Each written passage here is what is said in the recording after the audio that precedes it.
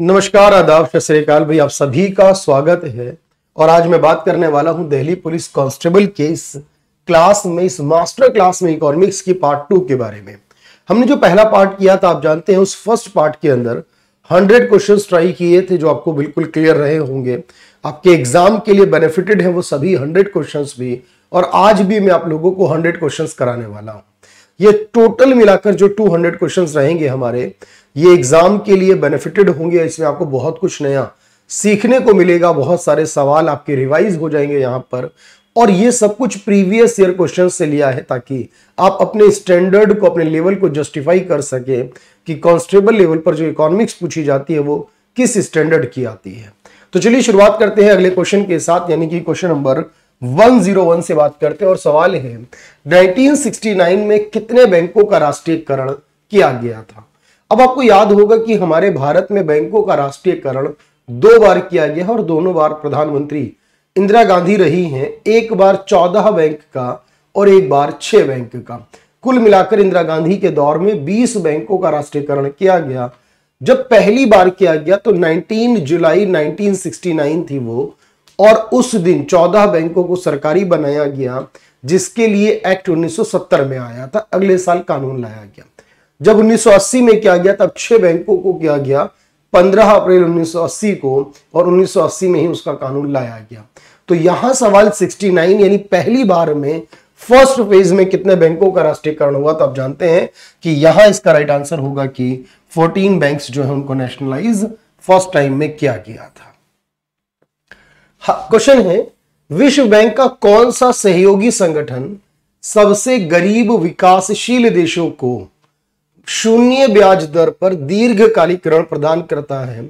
Actually जब कोई zero interest rate हो या फिर बहुत लो इंटरेस्ट रेट हो उसे सॉफ्ट लोन कहते हैं। इस बात को ऐसे भी पूछ सकता है कि विश्व बैंक का वो कौन सा संगठन है जो कि सॉफ्ट लोन प्रोवाइड करता है, यानी गरीब देशों को, विकासशील देशों को शून्य ब्याज पर ऋण उपलब्ध कराता है। देखो, ये वर्ल्ड बैंक का ही एक हिस्सा है, क्योंकि वर्ल्ड बैंक के अंदर भी 5 संगठन काम करते हैं। उसमें एक का नाम है इंटरनेशनल डेवलपमेंट एसोसिएशन, IDA कहा जाता है इसे। तो ये वर्ल्ड बैंक का ही एक पार्ट है, याद रखिएगा। IDA इंटरनेशनल डेवलपमेंट एसोसिएशन कहलाएगा, सॉफ्ट लोन देने वाला।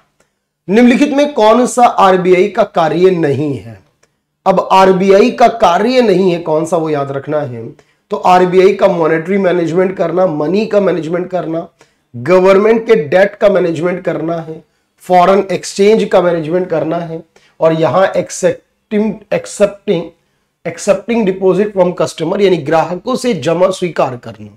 तुम जानते हैं कि डायरेक्टली RBI ग्राहकों के साथ, जनता पब्लिक के साथ डील नहीं करता, वो अपने बैंक से ही डिपॉजिट लेता और लोन देता है, या गवर्नमेंट के साथ वो बैंक का काम करता है जनरली। तो यहां पर वो गवर्नमेंट डेट का मैनेजमेंट तो करेगा, लेकिन कस्टमर के डिपॉजिट को एक्सेप्ट नहीं करेगा। चलिए भाई आगे देखते हैं क्या है हमारा। निम्नलिखित में कौन सा प्लास्टिक मनी के रूप में जाना जाता है। इसमें कौन सा प्लास्टिक मनी कहलाता है, आपको याद रखना है। देखो, जब हम टाइप्स ऑफ मनी देखते हैं उसमें हमेशा आता है कि जो कार्ड्स होते हैं हमारे, चाहे वो डेबिट हो, क्रेडिट हो, प्रीपेड या स्मार्ट कार्ड, कोई भी कार्ड को हम प्लास्टिक मनी, या फिर हम उसको ही जनरली तौर पर स्मार्ट मनी भी कह देते हैं आजकल। तो जो क्रेडिट कार्ड होगा हमारा, उसी को हमने यहां पर प्लास्टिक मनी कहना है। भारतीय लघु उद्योग विकास बैंक यानी सिडबी की स्थापना किस वर्ष में हुई थी। जो सिडबी है इसका मुख्यालय बहुत इंपॉर्टेंट रहता है हमेशा से, ये लखनऊ में स्थित है। इसके अंदर S रमन जो वर्तमान में इसके अध्यक्ष हैं, और इसको बनाने के लिए 1989 में 1989 में कानून आया था। जिसका कानून आता है आपको याद होगा, उसे स्टैट्यूटरी बॉडी कहते हैं, वैधानिक संस्था कहते हैं उसे। तो सिडबी लखनऊ में इसका मुख्यालय और वैधानिक संस्था 1990 में बनी है। 89 में इसका एक्ट लाया गया। सार्वजनिक क्षेत्र के उद्यम यानी सरकारी उद्यम अपनी संपत्ति या हिस्सेदारी को बेचने या परिसमापन करने, यानी कि उसको लिक्विडेटिंग करने की बात करते हैं, उसे क्या कहा जाता है। जब भी गवर्नमेंट अपने हिस्से को, अपनी संपत्ति को, अपने शेयर को सेल करती है, जैसे कि LIC के कुछ % शेयर सेल कर दिए, एयर इंडिया फुल्ली सेल कर दी गई यहां पर, और बाकी कंपनियों में कुछ % शेयर किए गए, जिससे कि प्राइवेटाइजेशन को बढ़ावा मिले, इसे डिसइन्वेस्टमेंट करना कहते हैं। विनिवेश करना कहते हैं इसी बात को। और डिसइन्वेस्टमेंट करने के लिए मैंने बताया हमारे देश में जो वित्त मंत्रालय है उसका एक विभाग रिस्पॉन्सिबल है, जिम्मेदार है उसके लिए, department of investment and public asset management के नाम से। वही यहां पर इन्वेस्टमेंट और डिसइन्वेस्टमेंट रिलेटेड डिसीजन लेता है।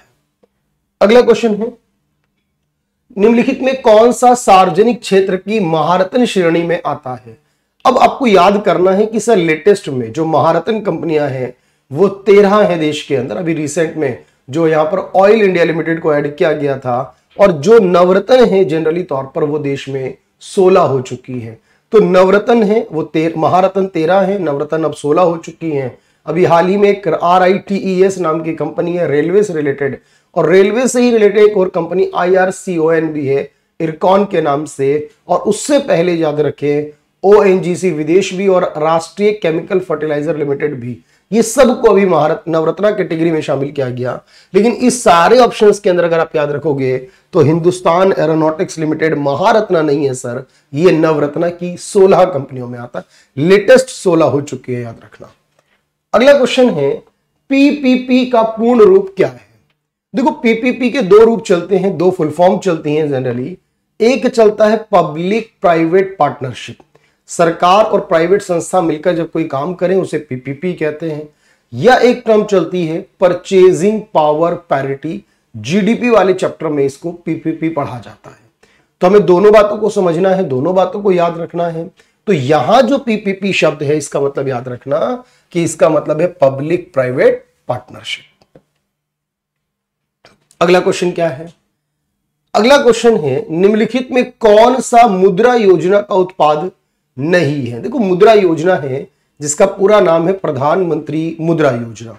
8 अप्रैल 2015 को यह लाई गई ताकि 50,000 रुपए से लेकर 10 लाख रुपए तक का लोन दिया जा सके MSME यानी छोटे बिजनेस के लिए। और स्पेशली इसमें 50,000 रुपए, 50,000 से लेकर 5 लाख रुपए और 5 लाख से लेकर 10 लाख, 3 कैटेगरीज में डिवाइड किया गया इसे। अब इसमें शिशु है, किशोर है, तरुण है, लेकिन यहां पर बॉय नाम की कोई कैटेगरी नहीं है, शिशु, किशोर और तरुण नाम की कैटेगरी है। और इन कैटेगरीज का ना हिंदी वर्जन नहीं है कोई, इनको हिंदी में भी यही लिखा जाएगा जो इनके नाम होंगे, यानी किशोर ही लिखा जाएगा। चलिए अगला है कि इनमें से कौन सी सबसे लोकप्रिय क्रिप्टो करेंसी बन गई है? तो हम जानते हैं क्रिप्टो करेंसी बहुत सारी हैं दुनिया भर के अंदर, यानी ऐसी करेंसी जो कि कंप्यूटराइज जनरेटेड डिजिटलाइज्ड होती है, जिनको पेपर या मेटल पर नहीं बनाया जाता। और इसमें जो सबसे पॉपुलर है, वैसे बहुत है हमारे पास, लेकिन जो सबसे पॉपुलर है उसका नाम क्या है सर? वो है बिटकॉइन के नाम से। यूपीआई का विस्तार रूप क्या है आपको बताना है। यूपीआई जो है हमारा यूनिफाइड पेमेंट इंटरफेस कहते हैं, यहां यूपीआई कहते हैं। तो जो यूपीआई है हमारे पास, हम लोग जनरली तौर पर अपने मोबाइल से यूपीआई फैसिलिटी को यूज करते हैं। किसी के भी अकाउंट में पैसा ट्रांसफर करना हो हमें जनरली, तो हम NEFT, RTGS, UPI, ECS वगैरह के माध्यम से करते हैं। इसका मतलब है यूनिफाइड पेमेंट इंटरफेस, UPI। कौन सी एजेंसी म्यूचुअल फंड के लिए एक नियामक की भांति कार्य करती है? मतलब act as a agency of regulator for mutual funds, यानी जो म्यूचुअल फंड्स हैं देश में, शेयर बाजार है देश का, वो कौन चलाता है? तो हम जानते हैं कि शेयर बाजार से रिलेटेड सभी चीजें, चाहे म्यूचुअल फंड हो, चाहे इसके अलावा इक्विटीज हो, चाहे इसके अलावा आप देखेंगे यहां पर कि वो ट्रेजरी बिल वगैरह हो हमारे, तो ट्रेजरी बिल जो है वो मनी मार्केट में होगा, उसको RBI चलाता है। लेकिन जो म्यूचुअल फंड और शेयर मार्केट है उसको सेबी करता है।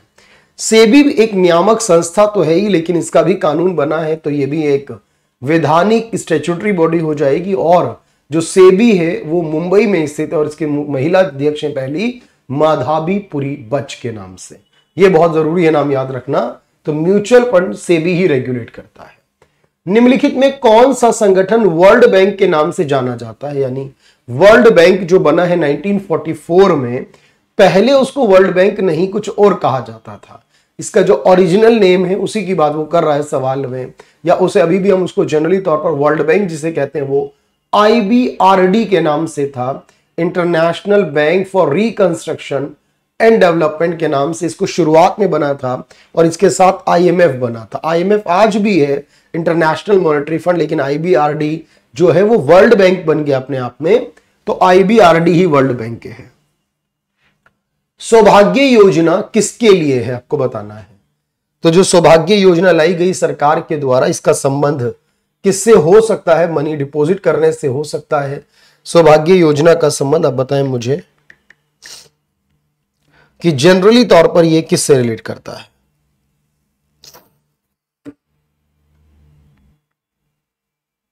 तो आप कहोगे सर इसकी फुल फॉर्म अगर मैं बनाऊंगा ना तो बनेगी सहज बिजली, और ये बिजली से जुड़ी एक योजना है सौभाग्य के नाम से, यानी सभी घरों में बिजली उपलब्ध हो जाए, इसकी योजना है। कौन सी योजना जंगली जानवरों के हमलों के कारण फसल के नुकसान को कवर करने में मदद करती है? यानी अगर जंगली जानवर है और वो फसल बर्बाद करते हैं तो उसका भी इंश्योरेंस हो जाएगा और उसके बदले आपको पूरा इंश्योरेंस का क्लेम जो है वो मिलेगा। इस योजना के लिए क्या लेकर आए थे? उसका नाम है प्रधानमंत्री फसल बीमा योजना। तो पीएम फसल बीमा योजना के नाम से लाई गई थी जो क्रॉप इंश्योरेंस स्कीम लाई गई, पीएम फसल बीमा योजना, वो इसी को कवर करती है। मेक इन इंडिया कार्यक्रम के तहत किस क्षेत्र को लक्षित किया गया था जनरली? यानी भारत में ही बनाया जाएगा और उसको पूरी दुनिया भर में एक्सपोर्ट किया जाएगा, और खुद के लिए जो इंपोर्ट करते दुनिया भर से उसको कम किया जाएगा।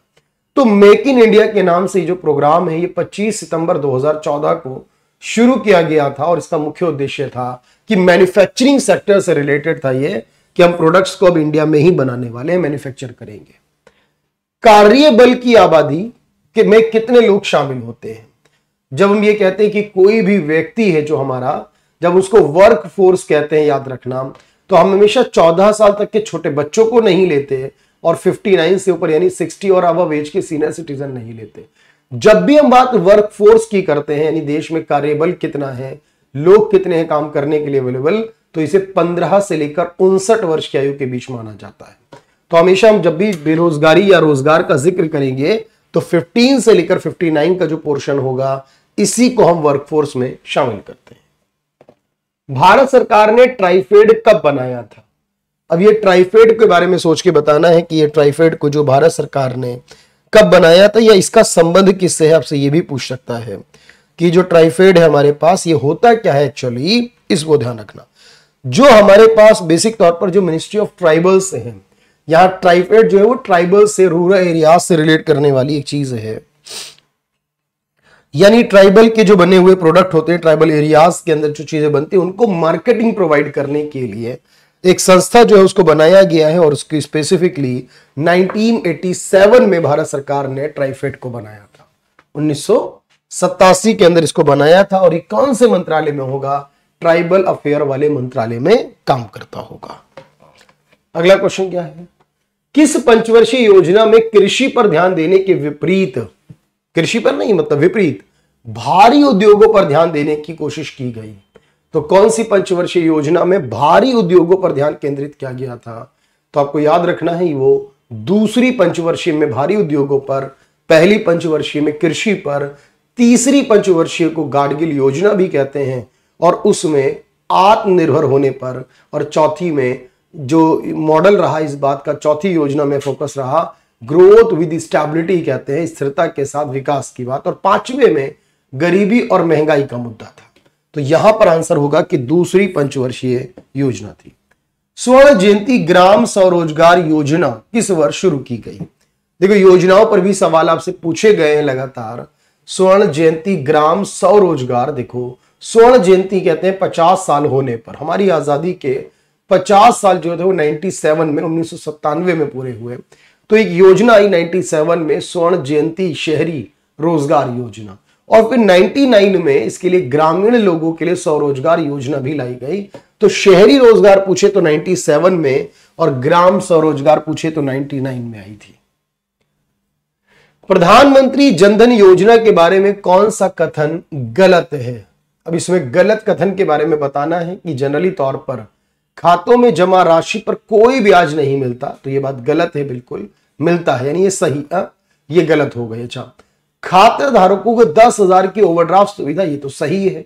बैंक से संबंधित कोई व्यक्ति का खोला जाता है बैंक से, जो जुड़ा हुआ नहीं है उसका एक साधारण बचत खाता खुलता है, ठीक है, और रुपए काट दिया जाता है, ये भी ठीक है। तो गलत क्या है फिर? गलत है कि इस पे ब्याज नहीं मिलता, क्योंकि ब्याज मिलता है एक सेविंग अकाउंट के जितना ही ब्याज हमारे जनधन अकाउंट पर भी मिलता है। ठीक है, चलिए, स्टैंड अप योजना जो लाई गई थी, स्टैंड अप स्कीम के तहत जो SC ST हैं और जो महिलाएं हैं उनको लोन देने की बात की गई, और उसमें कितने लोन की बात की गई? इस स्टैंड अप इंडिया स्कीम को 5 अप्रैल 2016 से शुरू किया गया था ग्रेटर नोएडा से मोदी जी के द्वारा, और इसमें 10 लाख रुपए से लेकर 1 करोड़ रुपए का लोन हर बैंक की हर ब्रांच जो है वो साल में कम से कम 2 लोगों को लोन देगी, जिसमें एक SC ST और एक महिला होनी चाहिए, 10 लाख से लेकर 1 करोड़ तक। भारतीय बैंकों द्वारा किसे क्रेडिट कार्ड योजना द्वारा किस वर्ष क्रेडिट कार्ड योजना शुरू की गई थी? तो जो क्रेडिट कार्ड योजना है इंडियन बैंक्स के द्वारा वो शुरू की गई थी, एक्चुअल में RV गुप्ता कमेटी बनी थी, उसने कहा था किसानों के लिए भी स्पेसिफिकली क्रेडिट कार्ड होने चाहिए, तो इंडियन फार्मर्स के लिए है, इसे कहेंगे किसान क्रेडिट कार्ड स्कीम। और ये जो किसान क्रेडिट कार्ड स्कीम है, तो यहां पर ये मेंशन करना जरूरी है कि वर्ड में क्या आएगा? किसान क्रेडिट कार्ड, और यहां पर भी ये वर्ड होगा किसान क्रेडिट कार्ड। इसके लिए 1998 में रिकमेंड किया था, और इसके लिए एक योजना यानी किसान क्रेडिट कार्ड योजना शुरू कर दी गई थी। संयुक्त राष्ट्र के सतत विकास लक्ष्यों के संदर्भ में कौन सा SDG 10 है? देखो, संयुक्त राष्ट्र ने 2015 में एक सतत विकास लक्ष्य चुना था जो कि 17 लक्ष्यों के साथ है, और इसको हर देश 2030 तक पूरा करेगा।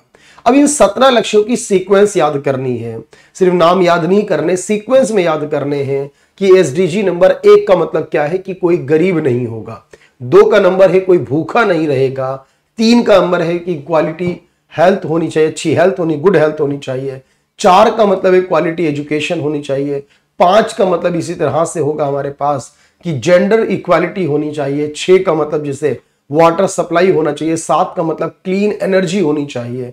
ऐसे ही पूछा है कि 10 नंबर क्या होगा, तो इसका मतलब है रिडक्शन इन इक्वालिटी, असमानताओं में कमी करना। यहां पर असमानता को कम करने का मतलब है अमीर और गरीब के बीच के गैप को कम करना, इसको कहा गया है कि SDG नंबर 10 है। टोटल SDG जो है वो 17 है, नंबर में पूछेगा एग्जाम में। अच्छा, हाल ही में MSP के लिए यह सुझाव दिया है किसकी अध्यक्षता में कि जो लागत है कम से कम उसका 50% से अधिक जो है वो MSP होना चाहिए। अब ये बात किसने कही है? नेशनल फार्मर कमीशन के जो पूर्व चेयरमैन थे उनकी बात चल रही है सर, कि जो MSP है वो कम से कम उसकी लागत का 50% होना चाहिए। मैं आपको बताऊं, फिलहाल इनका निधन हो चुका है 2023 में ही, तो ये बहुत इंपॉर्टेंट नाम रहेगा निधन होने की वजह से भी, और ये फादर ऑफ ग्रीन रेवोल्यूशन है, हरित क्रांति के जनक हैं ये, इनको याद रखेंगे ध्यान से। और इन्होंने ही कहा था, ये हैं MS स्वामीनाथन, इन्होंने कहा था कि ये जो है 50% कम से कम उसके लक्ष्य की लागत का होना चाहिए। सवाल ये पूछा गया है कि महारत्न कंपनी को दर्जा जो दिया जाता है उसके लिए क्या प्रावधान होता है? देखो, कोई भी कंपनी है अगर उसके पास, याद रखेंगे कि जो शर्त पूरी करनी है उसके अनुसार महारत्न दर्जा प्राप्त करने के लिए, तो रूल ये है उसके पास कि उसकी जो एनुअल टर्नओवर है वो 25,000 करोड़ रुपए होनी चाहिए, जो उसकी एनुअल नेटवर्थ है वो 15,000 करोड़ रुपए होनी चाहिए, उसके पास नवरत्न का दर्जा होना चाहिए, और उसके पास 5,000 करोड़ रुपए या इससे ज्यादा उसका प्रॉफिट होना चाहिए। ये बात बिल्कुल सही है, नो डाउट इसके अंदर, लेकिन सवाल में पूछा है कि कौन सी शर्त पूरी होनी चाहिए। अब इसके इन्हीं ऑप्शन में से बात समझना है ध्यान से कि सर एक के बारे में बताना है कि क्या होना चाहिए, चारों आपने सही कह दी, तो मैं आपको बताऊं फर्क क्या है, गलत क्या है। तो यहां पर यह कि उसके पास नवरत्न का दर्जा हो, यह बात सही है। क्यों? क्योंकि यहां जो लिखा है ना 5 वर्ष, यहां लिखा है 5 वर्ष और यहां भी लिखा है 5 वर्ष, ये एक्चुअली 5 नहीं बल्कि 3 होना चाहिए। पिछले 3 साल का जो एवरेज एनुअल टर्नओवर है वो 25,000 करोड़, इसलिए ये लाइन गलत हो गई।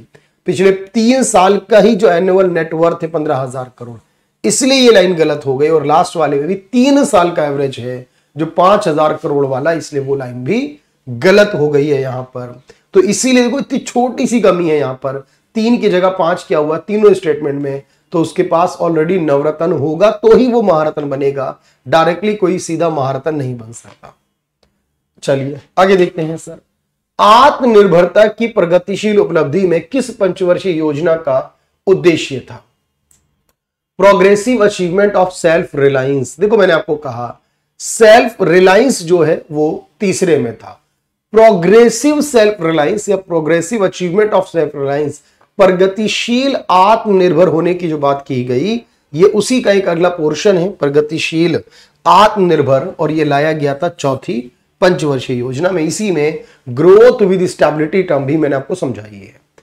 8वीं पंचवर्षीय योजना किस वर्ष शुरू हुई थी? याद होगा आपको, 8वीं पंचवर्षीय योजना में भारत में आर्थिक सुधारों को लागू किया गया और यह शुरू हुई 92 से लेकर 97 तक, 1997 तक, जब पीवी नरसिम्हा राव देश के प्रधानमंत्री और डॉक्टर मनमोहन सिंह देश के वित्त मंत्री 1992 से लेकर 97 तक। भारत में नियोजित आर्थिक विकास की प्रथम पंचवर्षीय योजना की शुरुआत कब हुई थी? भारत ने पंचवर्षीय योजना का कॉन्सेप्ट जो है सोवियत संघ से लिया है, याद है आपको। और हमने जो पंचवर्षीय योजना, हमारे पास पूछा जाता है, इंडियन जो इकोनॉमिक प्लानिंग का फादर है एम विश्वेश्वरैया रहे हैं सर, और यहां जो पहली प्लानिंग है 51 से लेकर 56, 51 से लेकर 56 तक, जो कि हैरोल्ड डॉमर मॉडल पर बेस्ड थी और उसमें पूरा फोकस एग्रीकल्चर और इरिगेशन यानी सिंचाई पर था। सहकारी संघवाद को बढ़ावा देने में कौन सी संस्था सबसे आगे है? सहकारी संघवाद की बात हो रही है सर, और ये जो पॉलिसी कमीशन नहीं यहां पर कह सकते, इसकी हिंदी और इंग्लिश भी क्या होनी चाहिए सर? इसकी हिंदी और इंग्लिश वर्ड भी नीति आयोग होना चाहिए।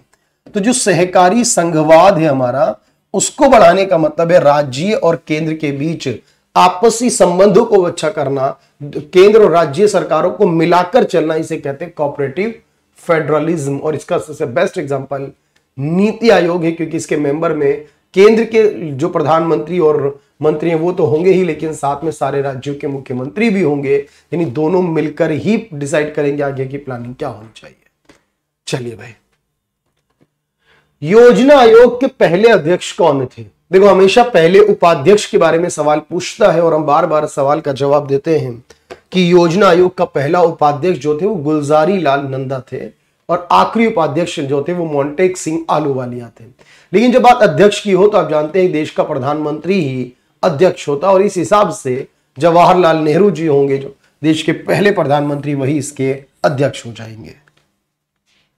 निम्नलिखित में किन नोटों को वर्ष 2016 में चलन से बाहर कर दिया गया था? वैसे तो अब ये सवाल पुराना हो चुका है क्योंकि प्रीवियस ईयर का सवाल है, तो इसलिए जरूरी है इस सवाल को बताना और इसी से रिलेट करना है। मैंने आपको बताया 1946 में 10,000 रुपए का नोट चलन से बाहर गया, 1978 में सेकेंड टाइम जब हुआ तो 5,000 का नोट चलन से बाहर, और जब हुआ ये हमारे पास 2016 में 500 और 1,000 के नोट बाहर गए, और अब जब 2023 में हुआ है तो सर 2,000 का नोट चलन के बाहर हो गया। तो 500 और 1,000 के नोटों को बंद किया गया। रोलिंग प्लान किस दो पंचवर्षीय योजनाओं के बीच लागू किया गया था? अब जो रोलिंग प्लान आया था, रोलिंग प्लान का मतलब यह था बेसिक तौर पर कि अलग से कोई कॉन्सेप्ट नहीं है, ये एक रोलिंग प्लान है जिसमें कि एक साल एनुअल का और एक साल 5वीं योजना का आखिरी साल था। कि जब जनता पार्टी आई थी उन्होंने प्लान करने का तरीका थोड़ा बदला था। इंदिरा गांधी चुनाव हारी और मोरारजी देसाई पीएम बने, बाद में फिर इंदिरा गांधी आ गई थी, तो इस बीच के 2 साल 78 to 80 का जो समय था, 78 से लेकर 80 का, उसको रोलिंग प्लान कहते हैं। ये 5वें और 6ठे के बीच में था, 5th और 6th के बीच में लाया गया था। स्वतंत्र भारत की पहली बार 3 वार्षिक योजनाएं, जिनको योजना अवकाश भी कहा गया, प्लान हॉलिडे कहा गया, वो कब लाए थे? देखो जो योजना अवकाश है वो 3 योजनाएं बनने के बाद, फिर चौथी योजना जो बनी है वो 3 साल के गैप के बाद बनी है। तो 66 से लेकर 69 के 3 साल को प्लान हॉलिडे कहते हैं। नई जनता पार्टी सरकार द्वारा पंचवर्षीय योजनाओं में से किस योजना को 1 वर्ष पूर्व समाप्त कर दिया था? मतलब जब जनता पार्टी आई तो चल रही योजना थी उसको रोक कर अपना प्लान लाए, अपना रोलिंग प्लान लाए, तो किसे रोका होगा? इसको आप वैसे भी अंदाजा लगा सकोगे कि जनता पार्टी जब आई तो सर उसने 5वीं पंचवर्षीय योजना को रोक दिया था, यह बात ध्यान में रखना, 1 साल किया था। भारत में द्वितीय पंचवर्षीय योजना का मुख्य वास्तुकार किसे माना जाता है? यानी दूसरी पंचवर्षीय, पहली का तो मैंने आपको बताया था हैरोल्ड डॉमर को कहा जाता है, और दूसरे का फेल्डमैन महालोनोबिस को कहते हैं। तीसरे को भी याद रखना, सुखमोय चक्रवर्ती को कहते हैं। चौथे का अरुण कृष्णन मैनन को कहा जाता है, सॉरी अशोक रुद्र मैनन को कहा जाता है। पांचवे का डीपी धर को कहा जाता है। तो इस हिसाब से दूसरे का जो होगा वो फेल्डमैन और महालोनोबिस होंगे। तो यहां एक नाम पीसी महालोनोबिस, और इन्हीं को फादर ऑफ इंडियन स्टैटिस्टिक्स यानी भारतीय सांख्यिकी के जनक जो है वो पीसी महालोनोबिस है।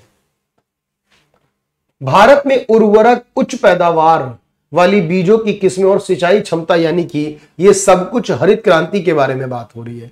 तो हरित क्रांति जो भारत में आई है वो किस योजना के दौरान आई? तो 1965-66 के दौर में हरित क्रांति की शुरुआत भारत में हुई, 65-66 में। और उस समय देश में तीसरी योजना चल रही थी। फिर उसके बाद तो वैसे भी 3 साल का गैप आया था, आपको याद होगा। अब तो तीसरी योजना के समय हम कहेंगे कि हरित क्रांति जो है उसको लाया गया था। फेयर प्राइस शॉप किससे संबंधित है? देखो, फेयर प्राइस शॉप किससे संबंधित है आप बताएंगे तो आपको याद होगा सर, जो बहुत सारी राशन की दुकानें होती हैं। एक तो नॉर्मल शॉप होती है जहां पर आप जाते हैं, पैसे देके सामान लेते हैं, आपको आटा जो मिलेगा वो लगभग 30, 35, 40 रुपए का 1 किलो मिलेगा आटा। लेकिन जो बहुत सारी शॉप आपने देखी है सर, लोग महीने में एक बार जाते हैं, वहां पर अपना राशन कार्ड देते हैं, और राशन कार्ड देकर वो उन्हें कोटा के हिसाब से यानी कि लिमिट के हिसाब से कि आपके परिवार को 25 किलो अनाज मिलेगा, गेहूं और चावल। गेहूं की कीमत 2 रुपए किलो और चावल की कीमत 3 रुपए किलो रहती है। ये प्रोवाइड करता इस दुकान को राशन काउंटर, कंट्रोल, बहुत सारे नाम देते हैं, ठीक है। गल्ला लेने जाते हैं जब लोग, यूपी से अगर कुछ लोग हैं तो ये है पब्लिक डिस्ट्रीब्यूशन सिस्टम, पीडीएस कहते हैं। और यहां इसके माध्यम से गरीबों को सस्ता अनाज उपलब्ध हो जाता है। एसईजेड का क्या मतलब है? एसईजेड यानी कि स्पेशल इकोनॉमिक जोन को कहते हैं। हमारे देश में ऐसे बहुत सारे एरिया हैं जिनको एसईजेड बनाया गया।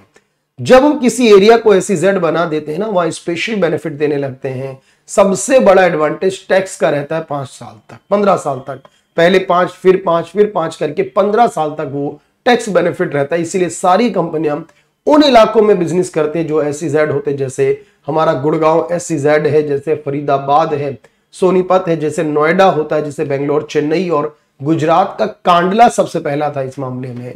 तो इसे स्पेशल इकोनॉमिक जोन कहते हैं। भारत में आर्थिक उदारीकरण किस वर्ष में शुरू हुआ था? इकोनॉमिक तौर पर लिबरलाइज करना यानी जो प्रतिबंध लगे हैं उनसे मुक्त करना। तो इकोनॉमी को प्रतिबंधों से मुक्त करना, लाइसेंस नीति को समाप्त करना, व्यापार पर लगे प्रतिबंधों को हटाना, इसको 1991 में शुरू किया गया था जब हम एलपीजी लेकर आए थे। लिबरलाइजेशन, प्राइवेटाइजेशन एंड ग्लोबलाइजेशन कहते हैं इसे, वो लेकर आए थे। समाज के सभी वर्गों को भोजन की उपलब्धता सुनिश्चित करने के लिए, ताकि उनको खाना मिल सके, एक खाद्य सुरक्षा प्रणाली तैयार की गई, और जो बफर स्टॉक भी करती है यानी भंडार भी रखती है अनाज का। और उसके अलावा आप कहोगे सर ये वही तो प्रणाली है जिसके तहत गरीबों को अनाज दिया जाता है, इसी को कहा जाता है पब्लिक डिस्ट्रीब्यूशन सिस्टम, सार्वजनिक वितरण प्रणाली, इसी को कहा गया है। अगला, भारत की स्वतंत्रता के समय भारत के विदेशी व्यापार की संरचना क्या थी, आपको बताना है। तो आप जानते हैं कि उस समय स्वतंत्रता के समय की बात हो रही है, और भारत के विदेशी व्यापार की संरचना कैसी थी उस समय। तो आपको लगता है क्या होगा कि उस समय हम बहुत ज्यादा इंपोर्ट करते होंगे, स्पेसिफिकली एक्सपोर्ट तो नहीं करते थे। तो एक्सपोर्ट नहीं करते थे बहुत ज्यादा, हाँ इंपोर्ट करा करते थे, ये बात सही है। तो निर्यात में केवल तैयार वस्तुएं शामिल थी, हम तैयार सामान को एक्सपोर्ट करते थे, बेचते थे, तो ये पॉसिबल नहीं है। या इंपोर्ट ओनली रॉ मटेरियल की कच्चा माल इंपोर्ट करते थे, तो ऐसा भी नजर नहीं आता हमें। आयात जो थे हमारे वो कच्चा माल था, और निर्यात में तैयार वस्तुएं थी। या फिर इस तरीके से याद रखना, निर्यात करने में कच्चा माल था और आयात करने में वस्तुएं। तो एक्चुअली स्वतंत्रता के समय जो हमारे देश थे ना, जो बहुत सारे संसाधन थे उनको लेकर चला जाया जाता था। उससे पहले ब्रिटिशर ये काम करते थे, उसके बाद और वहां से सामान बनकर बिकता था। तो इसीलिए याद रखना, जो भारत के व्यापार की संरचना थी उसमें आपको याद रखना है कि सर हम एक्सपोर्ट करा करते थे मटेरियल का और जनरली तौर पर इंपोर्ट किया करते थे हम लोग सामान का। तो ये बात क्लियर होनी चाहिए। चलिए, एफपीआई के अनुसार एफपीआई क्या होता है? देखो, जब हम विदेशी व्यापार पढ़ते हैं ना, फॉरेन इन्वेस्टमेंट की बात करते हैं, तो एक एफडीआई होता है और एक एफपीआई होता है। एफडीआई का मतलब है फॉरेन डायरेक्ट इन्वेस्टमेंट, एफपीआई का मतलब है फॉरेन पोर्टफोलियो इन्वेस्टमेंट। एफपीआई शब्द का इस्तेमाल भी इसी में होगा, लेकिन जब हम 10% से कम व्यापार इन्वेस्टमेंट करेंगे तब उसे एफपीआई कहा जाएगा। 10% के ऊपर होगा तो उसको एफडीआई कहा जाता है। तो एफपीआई यानी फॉरेन पोर्टफोलियो इन्वेस्टमेंट होगा। निम्नलिखित में कौन फसलों के लिए एमएसपी घोषित करता है या एमएसपी की मंजूरी देता है? याद रखना, तो एमएसपी की घोषणा करने का जो काम है वो किस मंत्रालय का होगा? क्योंकि यहां पर सारे ही पोर्शन जो है वो मंत्रालय से संबंधित दिए गए हैं। अब यहां एमएसपी के बारे में देखो, मैं बताऊं आपको, cabinet committee on economic affair जो हमारा है, हम उसकी बात करते हैं कि वो इसको अप्रूवल करता है, वो इसको मंजूरी देता है। और इसके लिए कमीशन है, commission for agriculture cost and price, CACP के नाम से जानते हैं। तो सीएसीपी जो है वो इसको रिकमेंड करता है। लेकिन अब यहां पर सवाल है कि कौन सा मंत्रालय इसको जो है वो डिक्लेयर करता है, अनाउंस करता है, तो कौन सा मंत्रालय होगा? सर बात फसलों की हो रही है तो ministry of agriculture and farmer welfare होगा। प्रतिभूतियों में निवेशकों की हितों की रक्षा करने के लिए सेबी की स्थापना किस वर्ष की गई थी? इस सवाल में थोड़ी सी गलती है। यह सवाल दिल्ली पुलिस ने ऑलरेडी पूछा हुआ है। गलत क्या हुआ इस सवाल के अंदर? सेबी की स्थापना को लेकर सवाल है। देखो, सेबी की स्थापना, इसने जो आंसर माना है वो 92 को माना है, जबकि गलत है आंसर, क्योंकि स्थापना तो 88 में हुई है, उसको कानून दिया गया है, उसके लिए एक्ट लाया गया, उसको स्टैट्यूटरी पावर दी गई, वो 92 में दी गई। तो इसका सही जवाब 88 होगा। 12 अप्रैल 1988 को सेबी बना, जिसका मुख्यालय मुंबई में है।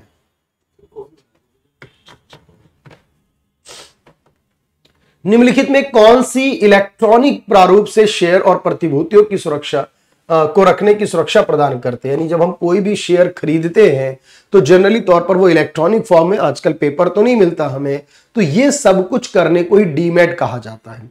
डीमैट का मतलब है डीमैटेरियलाइज होना, यानी चीजों को ऑनलाइन रिकॉर्ड करना, यही आपका डीमैट कहलाता है। तो इसी को डीमैट कहते हैं, जहां पर हम अपने शेयर को क्या करते हैं, इलेक्ट्रॉनिक फॉर्म में रिकॉर्ड करते हैं। एनडीटीएल जो है बेसिकली उसका मतलब यह है कि किसे कहा जाता है। तरल संपत्ति का जो अनुपात एनडीटीएल के लिए होगा, यानी हमारे टोटल डिपॉजिट और हमारे जो लिक्विड एसेट है हमारी, उसके बीच का जो अनुपात जो बैंकों को अपने पास रखना होता है, उसको 18% यानी वैल्यू है उसकी इस समय, एसएलआर कहा जाता है। तो एसएलआर में एनडीटीएल का तरल संपत्ति बैंक अपने पास रखता है, और सीआरआर जो होता है उसमें एनडीटीएल का कैश में 4.5% है जो अभी वो हमें आरबीआई के पास देना होता है। ये फर्क समझ लो ध्यान से। अब क्योंकि इसमें तरल की बात की गई, सवाल को पूछने का तरीका बदल दिया, इसे एसएलआर कहते हैं। रुपए का अवमूल्यन पहली बार किस वर्ष किया गया था? देखो, इसमें जो पहली बार दिया गया वो आजादी के बाद की अगर हम बात करें तो भी वो पहली बार नहीं होता, लेकिन इस क्वेश्चन के आधार पर अब इन्होंने गलतियां की हुई हैं इन सवालों में। फर्स्ट टाइम नहीं लगाना चाहिए था क्वेश्चन में, क्योंकि यहां अब उन्होंने 37% देने से कुछ वैल्यू में इंप्रूवमेंट आया सवाल में, वरना मुश्किल थी, क्योंकि पहली बार तो 1949 में ऑलरेडी हो चुका था। अब क्योंकि इस सवाल के आधार पर दूसरी बार जो हुआ वो 66 में हुआ था, और तीसरी बार जो 91 में हुआ, 3 ही बार हुआ है, 91 दे नहीं रखा और 49 भी नहीं दे रखा, इसीलिए 66 मान लिया मैंने। वैसे ये सेकेंड टाइम है, फर्स्ट टाइम 49 में हुआ था। कृषि लागत एवं मूल्य आयोग के आधार पर जो भी मूल्य होगा उसे कौन घोषित करता है? तो इस मूल्य को घोषित करने का काम मैंने अभी आपको बताया है कि इसको घोषित करना जो काम है वो मिनिस्ट्री का काम है, ministry of agriculture and farmer welfare. और एक्चुअल में अनुशंसा की जाती है किसके द्वारा? तो यहां पर आपको याद रखना है कि इसको लेकर जो आया जाता है, इसमें ऑप्शंस में दिया नहीं गया है सही तरीके से, रिकमेंड किसके द्वारा किया जाता है, is declared by on the basis of recommendation of agriculture cost and price commission के द्वारा। तो डिक्लेयर करने का काम जो होगा वो मिनिस्ट्री ऑफ एग्रीकल्चर का होगा। अब इसमें ऑप्शन में डिपार्टमेंट तो दे रखा है लेकिन एग्रीकल्चर मिनिस्ट्री नहीं दे रखी, और ये डिपार्टमेंट मिनिस्ट्री ऑफ एग्रीकल्चर में ही आता है। इस आधार पर हम इसका जवाब सही मान लेंगे। अचल संपत्ति क्षेत्र को विनियमित करने के लिए, यानी कि जो रियल एस्टेट का सेक्टर होता है उसको विनियमित करने के लिए कौन सी संस्था बनाई गई? तो हमने यहां पर एक संस्था बनाई हुई है ऑफिशियली, जिसका नाम क्या होगा? देखो यहां पर जो रियल एस्टेट को रेगुलेट करती है, रियल एस्टेट की रेगुलेटरी बॉडी है, तो इसे कहते हैं रियल एस्टेट रेगुलेटरी अथॉरिटी के नाम से, REI के नाम से बोला जाता, RERA के नाम से रियल एस्टेट रेगुलेटरी अथॉरिटी कहा जाएगा।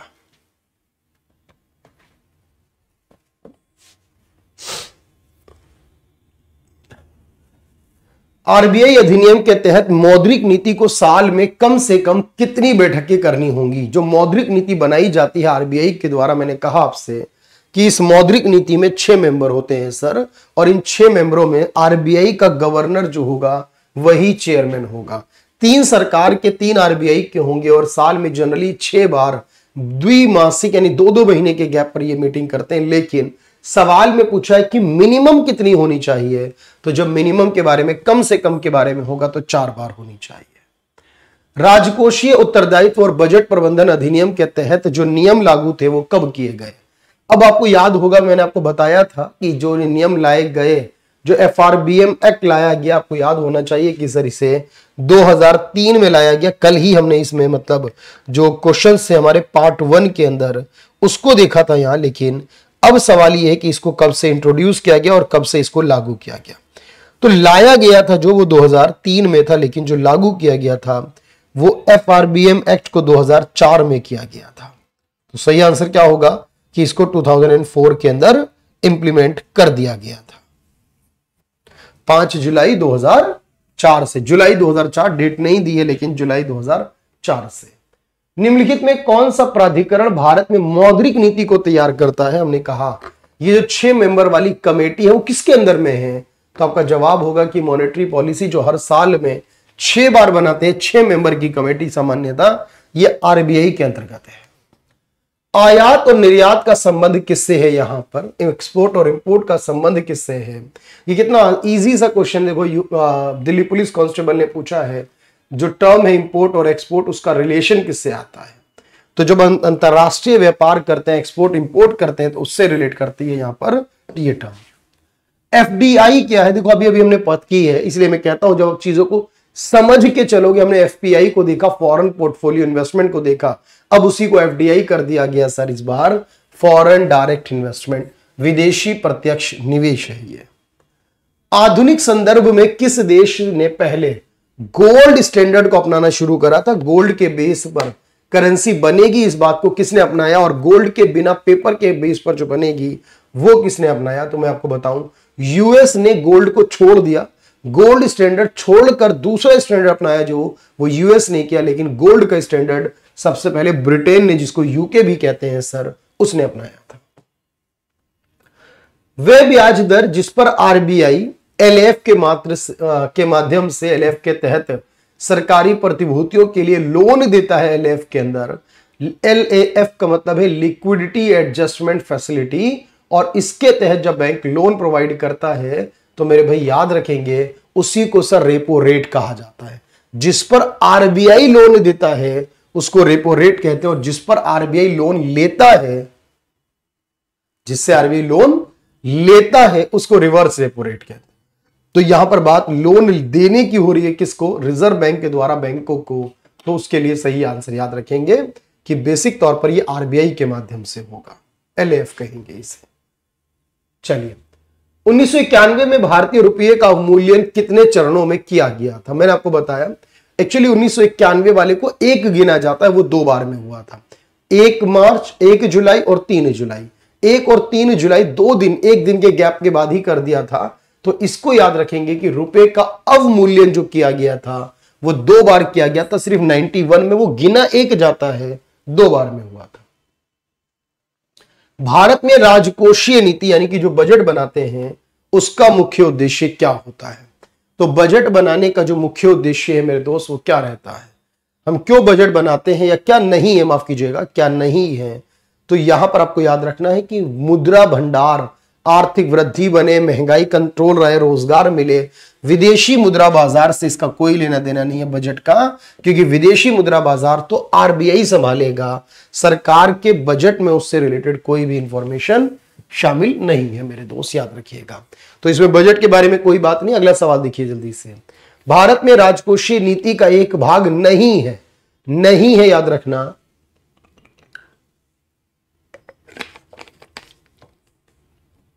तो राजकोषीय नीति यानी कि बजट।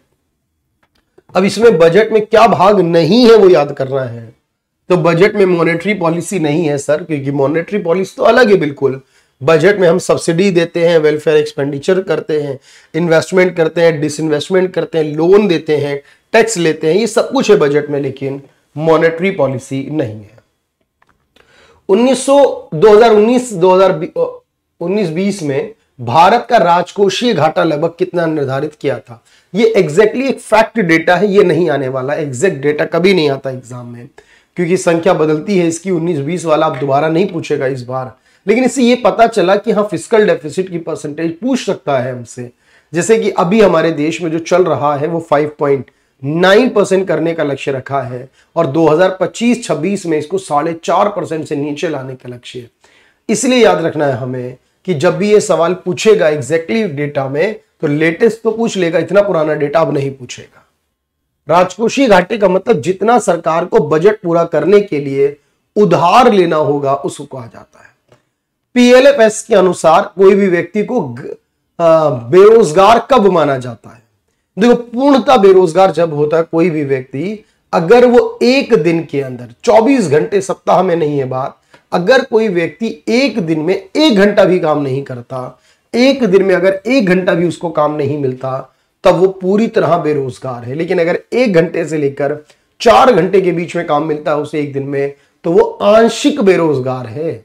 इसलिए याद रखना, आप कहोगे सर 1 घंटा काम मिल गया तो रोजगार हो गया, आंशिक रोजगार हो गया। 4 घंटे से ऊपर मिल गया, पूरा रोजगार हो गया। लेकिन क्योंकि 1 से भी नहीं मिल पाया तो पूरा बेरोजगार हो गया। तो सवाल में क्योंकि बेरोजगार पूछा है, अगर वो सप्ताह में नहीं मेरे भाई, कहां चला गया?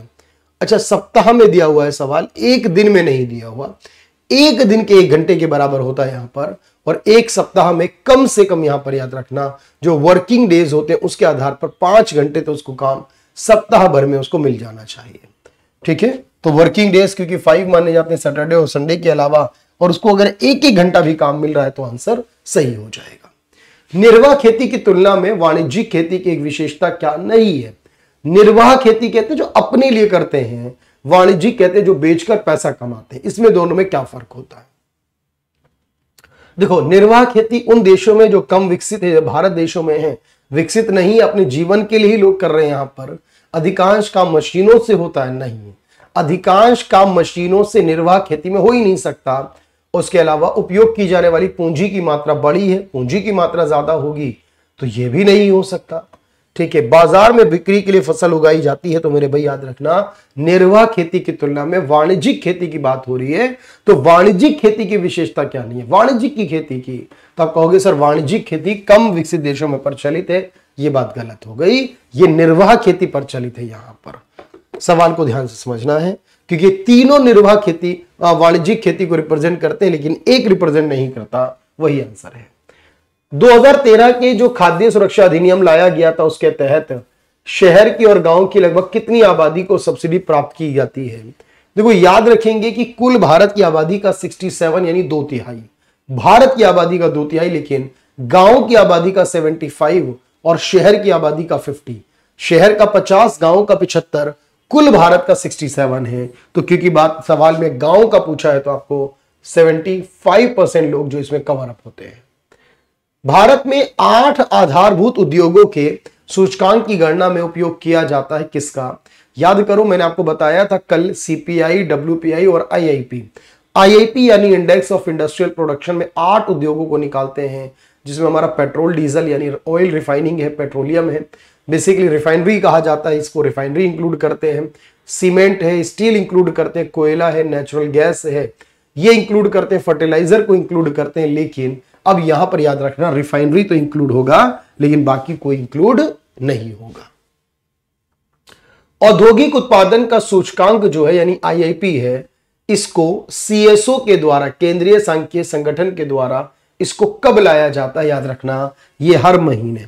जो आईआईपी वाली महंगाई है, जो सीपीआई की महंगाई है हर महीने, और जो डब्ल्यूपीआई की महंगाई है वो हर सप्ताह और हर महीने, दोनों तरीके से वीकली और मंथली दोनों आते हैं। डब्ल्यूपीआई हो अगर तो ये सिर्फ एनुअली मंथली लाया जाता है। एनएसएसओ जो एक डिपार्टमेंट था जिसका नाम 2019 में बदलकर अब एनएसओ कर दिया गया, 2019 में इसका नाम बदलकर एनएसओ कर दिया गया है, दिल्ली में स्थित है ये, और इसी को पहले सीएसओ भी कहते थे क्योंकि सीएसओ और एनएसएसओ दोनों को मिलाकर इसको ही एनएसओ कहा गया।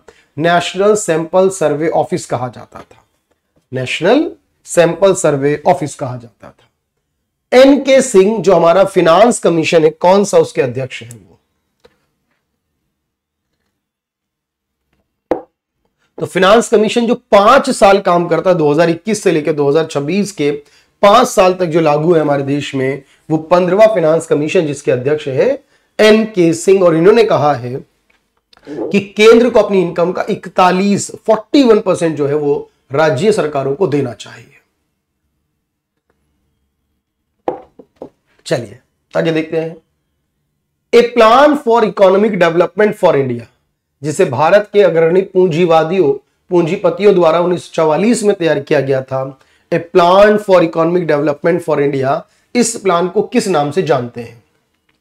ये जो प्लान लाया गया था, याद रखना, इसी प्लान को हम लोग क्या कहते हैं सर? बॉम्बे प्लान इसी को कहा जाता है। जो बॉम्बे प्लान का संबंध आर्थिक नियोजन से है, इसमें एक्चुअली जो अमेरिका के 8 बड़े पूंजीपति, जिसमें जहांगीर रतन टाटा भी थे, जीडी बिरला और बाकी लोग थे, उन्होंने ये प्लान तैयार किया था। An inquiry into the nature of cause of the wealth of nation, nature and cause of the wealth of nation, हम शॉर्ट में याद करते हैं द वेल्थ ऑफ नेशन नाम की किताब किसने लिखी है? तो पूरा नाम याद नहीं है तो भी चलता है सर, हमारा एडम स्मिथ ने, जिनको फादर ऑफ इकोनॉमिक्स कहा जाता है। भारत सरकार के कराधान और व्यय, ये निर्णय किससे संबंधित है? कौन सी पॉलिसी का पार्ट है? याद रखना, जो टैक्सेशन और एक्सपेंसेस हैं सर, इसी को हम फिस्कल पॉलिसी, बजट कहते हैं, हिंदी में राजकोषीय नीति कहते हैं। तो इसको हम फिस्कल पॉलिसी यानी बजट कहते हैं, राजकोषीय नीति कहते हैं। अंतरराष्ट्रीय मुद्रा कोष के एसडीआर की जो मूल्य की वैल्यू, उसमें उस टोकरी के अंदर, उस टोकरी में बेसिक तौर पर कौन कौन सी करेंसियां होंगी या नहीं होंगी, तो याद रखना एक एसडीआर जो आईएमएफ में होता है, उसकी एक की वैल्यू को 5 करेंसियों का एवरेज निकाल के बनाया जाता है। 5 में अमेरिका का डॉलर है, ब्रिटेन का पाउंड है, यूरोप का यूरो, जापान का येन, चाइना का युआन, ये 5 को मिलाकर, यानी ये जो टोकरी है, ये जो टोकरी है यहां पर बकेट जिसे कहते हैं यहाँ पे, यानी टोकरी में कितनी करेंसियां हैं? तो 5 करेंसियों का एवरेज एसडीआर होगा। मंदी की स्थिति में विस्तारवादी राजकोषीय नीति का लाने का क्या कारण है? अगर हम राजकोषीय नीति लेकर आते हैं, इन केस ऑफ रिसेशन लेकर आते हैं, एक्सपेंशनरी फिस्कल पॉलिसी को इंप्लीमेंट करते हैं, याद रखना, तो सवाल यह है कि बेसिक तौर पर हमारे पास क्या करने से ऐसा होगा? मार्केट में ऐसा करो कि पैसा बढ़ जाए। तो मार्केट में पैसा कब बढ़ेगा? जब सरकार ज्यादा खर्च करे, लोगों की इनकम ज्यादा हो जाए, लोगों को कम टैक्स भरना पड़े तो भी उनकी इनकम बच जाएगी। तो जब लोगों को उनको कम टैक्स देना पड़ता है, तो जो रिडक्शन करना पड़ता है टैक्सेस के अंदर, उनको कम टैक्स देना पड़ता है, तो उससे उनके पास पैसा बच जाता है जो वो खर्च करते हैं, उसी को विस्तारवादी कहते हैं। एफडीआई में कितनी हिस्सेदारी की बात की गई है? देखो यहां पर बात की जा रही है कि एफडीआई जो हमारे पास होगी उसमें 10 नहीं 100% है। ये भारत की जो एफडीआई नीति है उसके अनुसार भारत में 100%, 100%, 100%। तो याद रखना, जो मल्टी ब्रांड रिटेल है, जो ये बहु है, बहु ब्रांड, बहु मतलब बहुत सारे, मल्टी ब्रांड, ये जो मल्टी ब्रांड रिटेल है हमारा, इस multi brand product retail business में 51% की एफडीआई अलाउड है, इससे ज्यादा नहीं है। बाकी जगहों पर 100% भी आप बिजनेस कर सकते हो विदेशी पैसे से। मल्टी ब्रांड यानी बहुत सारे ब्रांड है। भारतीय आईआरडीएआई का प्रधान कार्यालय कहां स्थित है? IRDAI जो इंश्योरेंस सेक्टर का रेगुलेटरी बॉडी है, इसका जो हेड ऑफिस है वो कहां बना हुआ है? तो इरडा जो है उसका मुख्यालय बना हुआ है हैदराबाद के अंदर। 99 में इस संगठन को बनाया है, रेगुलेटरी है। 50 रुपए के नोट के रंग कैसा है? अब आपको सारे नोट और उसके रंग याद होने चाहिए। वैसे तो 10 का चॉकलेट ब्राउन है, 20 का ग्रीनिश येलो है, 50 का फ्लोरिसेंट ब्लू है, 100 रुपए का लेवेंडर है, 200 का ब्राइट येलो है, 500 का स्टोन ग्रे, 2000 का जो बंद हो गया वो मेजेंटा कलर था, तो फ्लोरिसेंट ब्लू है। महामंदी कब आई थी? भारत में जो ग्रेट डिप्रेशन आया और पूरी दुनिया में आया है, क्योंकि ग्रेट है तो पूरी दुनिया का है सर ये, और इसको 1929 से लेकर 1934 तक, 35-36 तक भी मानते हैं, लेकिन जनरली शुरू का वर्ष आपको याद होना चाहिए 29 में शुरू हुआ था, और 29 से लेकर 34-36 तक जो है पूरी दुनिया में महामंदी रही थी। अंतिम उपाय का ऋणदाता किसे कहा जाता है? लेंडर ऑफ लास्ट रिजॉर्ट के नाम से किसे जाना जाता है? तो मेरे भाई याद रखेंगे, जब हम लेंडर ऑफ लास्ट रिजॉर्ट कहते हैं तो यह कहा जाता है आरबीआई के बारे में, क्योंकि जब कोई बैंक संकट में होता है तो उसको लोन प्रोवाइड करना, उसको हेल्प करना, उसके क्राइसिस से उसको बाहर निकालना, यह काम सिर्फ आरबीआई करता है। निम्नलिखित में किसे अर्थशास्त्र में श्रम कहा जाता है? लेबर होने का सेंस यह होता है कि जब आप किसी काम को करो और उसके बदले कुछ पैसा कमाओ। तो जब किसी काम को करना हो और उसके बदले में पैसा कमाना हो, तो उस काम को करने को, जैसे संगीतकार है कोई और वो प्रदर्शन करता है जनरली, तो उसके लिए वो पैसा लेता है, उसी को श्रम कहा जाता है। एक प्राइवेट लिमिटेड कंपनी में सदस्यों की संख्या कितनी होगी? देखो, जो सिंगल प्रोप्राइटर कंपनी होगी जिसमें एक होगा, इसके अलावा जो प्राइवेट लिमिटेड कंपनी है उसमें 2 से लेकर 200 तक, मिनिमम 2 मैक्सिमम 200, और जो पब्लिक लिमिटेड होगी उसमें मिनिमम 7 से लेकर अनलिमिटेड की बात होगी। तो यहां प्राइवेट के और मिनिमम पूछे हैं या अधिकतम संख्या पूछी है तो 200 हो जाएगी, और मिनिमम पूछेगा तो 2 हो जाएगी, जबकि मिनिमम पब्लिक में जो होगी वो 7 और बाकी मैक्सिमम तो अनलिमिटेड होगी। डंपिंग शब्द का संबंध किससे है? ये जो शब्द है डंपिंग, इसका संबंध किससे है याद रखना। जब जानबूझकर अब किसी विदेश में, दूसरे देश में अपने सामान को सस्ता बेचते हो, उस देश के बाजार को अपने कंट्रोल में लाने के लिए उसको डंपिंग करना। चाइना भारत में डंपिंग करता और भारत इसे रोकने के लिए एक्स्ट्रा टैक्स लगाता, उसको एंटी डंपिंग कहते हैं। तो डंपिंग को रोकने के लिए जो काम होगा उसको एंटी डंपिंग कहा जाएगा। तो डंपिंग का जो विषय है वो बहुत इंपॉर्टेंट है। ज्यादा लाभ कमाने के लिए विदेशी बाजार में वस्तु को कम कीमत पर, जस्ट एट मार्जिनल कॉस्ट, की जितना कॉस्ट मिला है कि बस उसी पर बेच दे, प्राइस को कम करके बेच दें, जो जितनी वो कीमत है उससे भी नीचे रखें अपनी कीमत को, ऐसा करने की जो पॉलिसी है उसी को कहा गया है डंपिंग। पहली औद्योगिक नीति भारत में किस वर्ष घोषित की गई थी? जो भारत में पहली इंडस्ट्रियल पॉलिसी थी वो 6 अप्रैल 1948 को आई थी।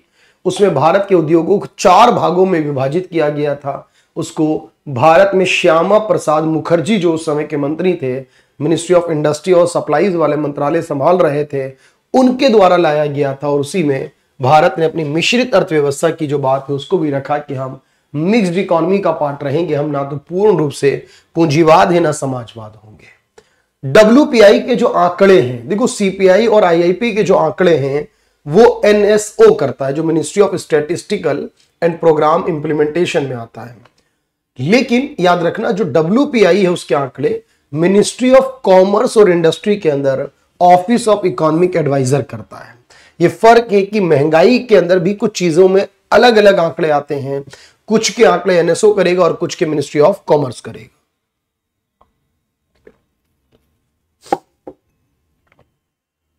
एक औद्योगिक अर्थव्यवस्था में अगर 50% से अधिक उत्पाद किस क्षेत्र के हो कि उसको इंडस्ट्रियल इकोनॉमी कहा जाए, औद्योगिक अर्थव्यवस्था कहा जाए, तब आप क्या कहोगे? अगर कोई इकोनॉमी में सेकेंडरी सेक्टर जो है, द्वितीय क्षेत्र है जो हमारा, उस सेक्टर के यहां पर 50% से ज्यादा योगदान देश की GDP में, अर्थव्यवस्था में होने लगे, तब उसी को हम क्या कहेंगे? उसी को हम सेकेंडरी सेक्टर कहेंगे। पूंजीवादी अर्थव्यवस्था में कीमतों को किन आधारों पर निर्धारित किया जाता है? देखो, जो पूंजीवादी अर्थव्यवस्था होगी उसमें जो कीमत का निर्धारण होगा, आपको अंदाजा है किस आधार पर होगा? पूंजीवादी में डिमांड और सप्लाई के हिसाब से, समाजवादी में सरकार के द्वारा, गवर्नमेंट के द्वारा, नियामक संस्थाओं के द्वारा। तो आप कहोगे पूंजीवादी में डिमांड सप्लाई द्वारा और यहां पर समाजवादी में सरकार द्वारा। राष्ट्रीय आय का आकलन किस विधि से नहीं किया जाता?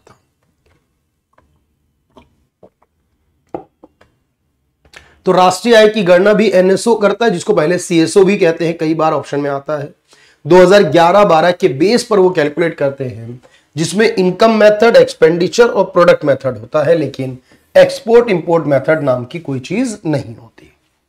राष्ट्रीय दृष्टिकोण से कौन सा सूक्ष्म को यानी माइक्रो को डिफाइन करता है? इसमें कौन सा माइक्रो है? जब हम प्रति व्यक्ति आय निकालते हैं तो पूरे देश के लोगों का औसत है, महंगाई पूरे देश के लिए, बेरोजगारी पूरे देश के लिए। लेकिन किसी एक कंपनी के बारे में स्टडी करनी हो, एक कंपनी के बारे में, सेल्स ऑफ टिस्को कंपनी की बात करें तो ये माइक्रो होगा, बाकी सब मैक्रो होगा। बैंक में ओम्बड्समैन का क्या मतलब होता है? देखो, बैंक में ओम्बड्समैन जो है हमारा, इसका मतलब है कि बैंक से संबंधित जो प्रॉब्लम है, बैंक से संबंधित जो शिकायत है हमारी, उनको सॉल्व करने के लिए, शिकायतों को दूर करने के लिए बैंकों से संबंधित, यहां पर आपको याद करना है कि बैंकों की जो क्वालिटी रिड्रेसल है, कस्टमर की कंप्लेंट है, उसको यहां पर सॉल्व करना है। जब एनपीए होता है, जब कोई बैंक किसी को लोन प्रोवाइड करता है और वो वापस नहीं देता, तो उसको कितने समय के बाद हम एनपीए मान लेते हैं? तो कोई भी पैसा जब किसी को लोन दिया जाए और वो डूब जाता है तो उसको एनपीए मान लिया जाता है 90 डेज के बाद, यानी 90 दिनों के बाद उसे एनपीए मानते, इसी को बैड लोन भी कहते हैं। क्षेत्रीय ग्रामीण बैंक किसके द्वारा प्रायोजित होते हैं? यानी जो क्षेत्रीय ग्रामीण बैंक या रीजनल रूरल बैंक्स हैं, आर स्पॉन्सर्ड बाई, किसके द्वारा प्रायोजित होंगे? देखो, एक ग्रामीण बैंक बनाने में 50% पैसा केंद्र सरकार लगाती है, 15% पैसा राज्य सरकार लगाती है और 35% पैसा जो होगा वो स्पॉन्सर्ड बैंक लगाता है, प्रायोजित बैंक लगाता है। यानी कि, और ये प्रायोजित बैंक कौन होगा? ये कोई सरकारी बैंक होगा, प्राइवेट बैंक जनरली ऐसा नहीं करते। जो 35% होगा वो कोई नेशनलाइज बैंक यानी सरकारी बैंक लगाता है। अनधिकृत व्यापार, इनसाइडर ट्रेडिंग का शब्द का संबंध किससे होता है? तो अनधिकृत व्यापार जो शब्द है, इनसाइडर ट्रेडिंग कहते हैं इंग्लिश में, जब व्यापार में, शेयर बाजार में कोई गलत तरीके से कारोबार करता है, किसी को इंफॉर्मेशन लीक कर देता है, कंपनी की महत्वपूर्ण जानकारियां शेयर कर देता है, उसको इलीगल तरीके से व्यापार करना, उस पर सजा और जुर्माना भी है, उसे शेयर बाजार में ही इनसाइडर ट्रेडिंग कहते हैं। ऐसे बाजार की बात की गई अर्थव्यवस्था के अंदर जिसमें एक खरीदार और कई विक्रेता होंगे। जब बाजार में एक खरीदने वाला होगा तो ऐसे बाजार को क्या कहा जाएगा? ऐसे बाजार को मोनोपोली कहते हैं, एक क्रेताधिकार कहते हैं, मोनोपोली कहते हैं। निम्नलिखित में कौन सी आर्थिक गतिविधि नहीं है? इसमें से किस काम को आप आर्थिक गतिविधियों में शामिल नहीं करते? आर्थिक का मतलब वो होता है सर जिसमें कि हम कोई पैसा कमाते हैं, किसी भी चीज के बदले सैलरी प्राप्त करते हैं। लेकिन किसान खेती करता है तो ऑब्वियस है उसके बदले सामान मिलेगा या पैसा मिलेगा। कोई बॉर्डर पे जवान तैनात है उसको भी सैलरी मिलेगी, फैक्ट्री में काम करेगा। A teacher teach her on son, अपने बेटे को पढ़ाएगा कोई टीचर तो नहीं होगा। कौन सा निकाय निर्धारित करता है कि कर में राज्य सरकार का हिस्सा कितना होगा? मैंने आपको बताया अभी 15वां फाइनेंस कमीशन है जिसके अध्यक्ष नंद किशोर सिंह एनके सिंह है। 2021 से 26 के लिए 41% उन्होंने बोला है, क्योंकि आर्टिकल 280 के तहत ये एक संवैधानिक संस्था है और ये वित्त आयोग ही डिसाइड करता है सर कि कितना हिस्सा राज्य का होगा टैक्सेशन में। अर्थव्यवस्था को अनावश्यक नियंत्रण और विनियमन से मुक्त करना क्या कहलाता है? जब हम अर्थव्यवस्था को अनावश्यक नियंत्रण से और विनियमन से मुक्त करते हैं, एक्चुअली इसी को हम लिबरलाइज करना कहते हैं। इकोनॉमी को अननेसेसरी जो कंट्रोल और रेगुलेशन से उनसे हटा देना, ये लिबरलाइजेशन कहलाता है। जब विदेशों से हो तो ग्लोबलाइजेशन होता है। आर्थिक नियोजन की सूची का विषय होगा। इकोनॉमिक प्लानिंग जो है हमारे पास, आर्थिक नियोजन, ये जो विषय होगा हमारा, ये कॉन्करेंट यानी कि जिसमें केंद्र और राज्य दोनों अपनी इंफॉर्मेशन ला सकते हैं, दोनों के बारे में इंफॉर्मेशन होगी, तो इसे समवर्ती सूची यानी कॉन्करेंट लिस्ट कहा जाएगा। भारत में पंचवर्षीय योजनाओं को अंतिम स्वीकृति कौन देता है? पंचवर्षीय योजनाएं बनाना योजना आयोग का काम था, आप जानते हो, लेकिन इस योजना को पास करने का काम जो था वो नेशनल डेवलपमेंट काउंसिल यानी एनडीसी का था। तो एनडीसी जो है वो प्लान को पास करती है और योजना आयोग प्लान बनाती थी, लेकिन अब नीति आयोग बनने के बाद दोनों का काम खत्म हो गया। निम्नलिखित में कौन सी पंचवर्षीय योजना अपने निर्धारित समय से, मैंने आपको बताया जनता पार्टी आई थी, शायद ये सवाल रिपीट है वहां से, लेकिन हमें पता है ये 5वीं योजना थी सर। केंद्रीय बजट में सरकार का सबसे बड़ा व्यय, सबसे बड़ा खर्चा कौन सा होता है? सरकार जब बजट बनाती है तो सबसे बड़ी इनकम के रूप में आपको पता है वो उधार लेती है। वैसे उधार के बाद अगर देखा जाए तो बाकी सोर्स ऑफ इनकम है, लेकिन सबसे बड़ा खर्चा इंटरेस्ट पे करना है, ब्याज पे करना सबसे बड़ा खर्चा है। गरीबी रेखा का निर्धारण करने में शहरी क्षेत्रों में प्रति व्यक्ति कैलोरी की मात्रा क्या है? देखो, जब हम बात शहरी क्षेत्रों की करते हैं कैलोरी के आधार पर, तो याद रखोगे आप यहां पर कि सर शहर के लिए 2100, गांव के लिए 2400 होता है। तो क्योंकि सवाल में शहर का पूछा है तो 2100, गांव का पूछा होता तो 2400 कैलोरी हो जाता।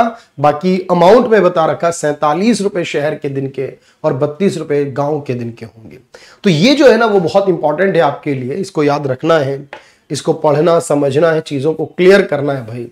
ये सब चीजें मैं इसीलिए लेकर आ रहा हूं और इसी तरह से मैं आप लोगों के लिए करंट अफेयर की क्लास भी लेकर आने वाला हूं, उसी तरह जीके की क्लास लेकर आने वाला हूं। एग्जाम से पहले आपको प्रॉपर तैयार कर देने की जिम्मेदारी हमारी, और होपफुली ये बेनिफिट मिलेगा आपको इन सारे सवालों को करने का। आज के लिए हम इतना ही रखते हैं, बाकी अगली क्लास में करेंगे। Thank you everyone, thank you so much.